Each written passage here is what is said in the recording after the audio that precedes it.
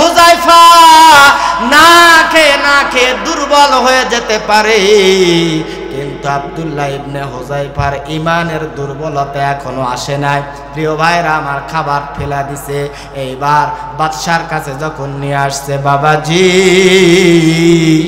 এইবার বাদশা ডাক দিয়া বলে এইভাবে ওকে শেষ করা যাবে না, যাও বিশাল বড় একটা তেলের একটা ড্যাগ নিয়ে আসো, এই ড্যাগের মধ্যে তেল দিয়া তেলকে গরম করো। তেল দিয়া গরম করা হলো। প্রিয় ভাইরা আমার, আব্দুল্লাহ বিন হুযায়ফাকে এই ড্যাগের সামনে দাঁড় করে রেখেছে। ওই জেলখানার থেকে আর একজন কয়েদিকে, আর একজন নবীর সাহাবীকে ধরে নিয়ে আসছে। ডাক দিয়া বলে আব্দুল্লাহ বিন হুযায়ফা, যদি ঈমান ছেড়ে না দাও তাহলে তোমাদের দুইজনকে এই ড্যাগের মধ্যে ফেলে দেব। ও আব্দুল্লাহ বিন হুযায়ফা, একদল মুসলমানরা ইসলাম প্রচারের জন্য কোরআনের দাওয়াত নিয়ে, ইসলামের দাওয়াত নিয়ে রোম পারস্যে গেছে। তারা বাধা দিছে, যুদ্ধ করতে করতে এক পর্যায়ে প্রিয় ভাইরা আমার বন্দী হয়ে গেছে মুসলমানরা। তাদেরকে ধরে নিয়ে আসা হয়েছে। নিয়ে আসার পরে এই রোম পারস্যের বাদশার কাছে তাদেরকে হাজির করা হয়েছে। রোম পারস্য বাদশা তাদেরকে দেখে রাগ করে নাই, ডাক দিয়া বলে তোমাদের মধ্যে নেতাকে? একজন সাহাবী ডাক দিয়া বলে আমাদের মধ্যে এই যে যুবকটা আব্দুল্লাহ ইবনে হুযায়ফা, এর নেতৃত্বে আমরা এখানে চলতেছি। আব্দুল্লাহ ইবনে হুযায়ফাকে একটা চেয়ারের মধ্যে বসতে দিছে। কাফেরেরা চিন্তা করে বাদশা ওকে না মারধর করে তাকে শাসানি না দিয়ে চেয়ারের মধ্যে কেন বসাচ্ছে? প্রিয় ভাইয়ের আমার, বসানোর পরে ডাক দিয়া বললেন আব্দুল্লাহ ইবনে হুযায়ফা, তোমার চেহারা দেখে আমি পাগল পারা হয়ে গেছি, জোরে কোন মারহাবা। ডাক দিয়া বললেন হুযায়ফা, ও হুযায়ফা, তোমাকে আমি একটা প্রস্তাব দিতে চাই। বলে বাদশা নামদার, কি প্রস্তাব? ডাক দেয়া বলে আমার একটা সুন্দরী মেয়ে আছে, কন্যা আছে, এই কন্যার সঙ্গে তোমাকে বিবাহ দিতে চাই।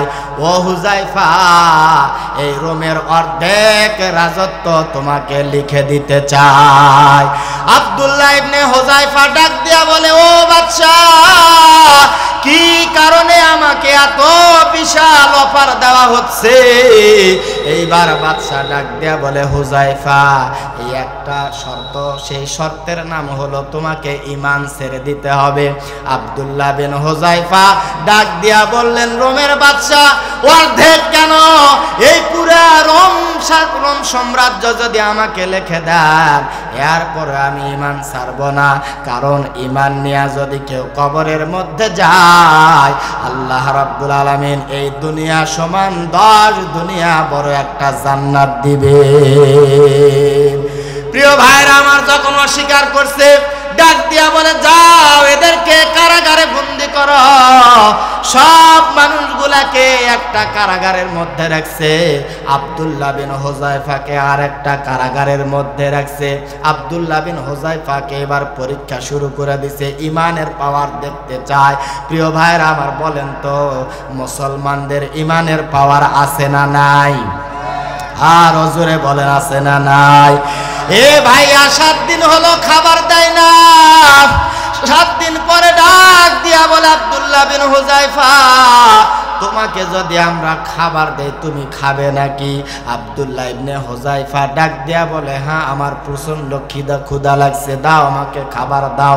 এইবার শুকুরের মাংস আর মদ তার সামনে খাবার পেশ করা হলো।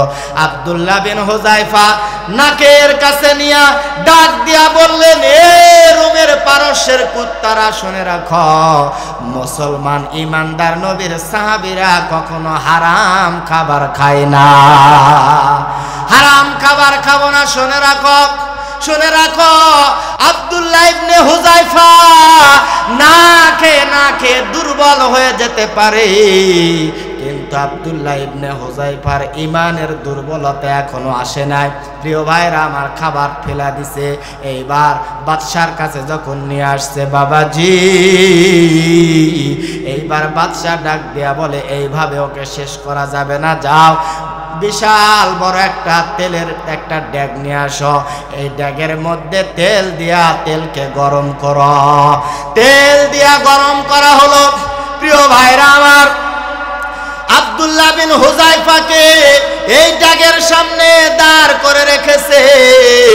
ওই জেলখানার থেকে আর একজন কয়েদিকে, আর একজন নবীর সাহাবীকে ধরে নিয়ে আসছে। ডাক দিয়া বলে, আব্দুল্লাহ বিন হুযায়ফা, যদি ঈমান ছেড়ে না দাও তাহলে তোমাদের দুইজনকে এই ড্যাগের মধ্যে ফেলে দেব। ও আব্দুল্লাহ বিন হুযায়ফা, বলো তো তেলের মধ্যে কাকে আগে ফেলা দিব? এইবার ওই সাহাবীটা ডাক দিয়া বলে, জাহাপনা, আপনি আমাকে আগে তেলের মধ্যে ফেলায়া দেন। আব্দুল্লাহ বিন হুযায়ফা বলে, আমাকে ফেলায়া দেন। বাদশা ডাক দিয়া বলে, আব্দুল্লাহকে পরে দাও আর ওই লোকটাকে আগে দাও। আব্দুল্লাহ বিন হুযায়ফা দুইটা হাত চোখের মধ্যে দিয়া চাপ দিয়া চাপা কান্না কানতেছে। রোমের বাদশা ডাক দিয়া বলে, আব্দুল্লাহ, গরম তেল দেখে তুমি ভয় পাইছো নাকি? ও আব্দুল্লাহ, ঈমান ছেড়ে দাও। আব্দুল্লাহ বিন হুযায়ফা ডাক দিয়া বলে, বাদশা, এই গরম তেলের জন্য আমি ভয় পাই নাই। বলে, কেন তাহলে তুমি কান্দো?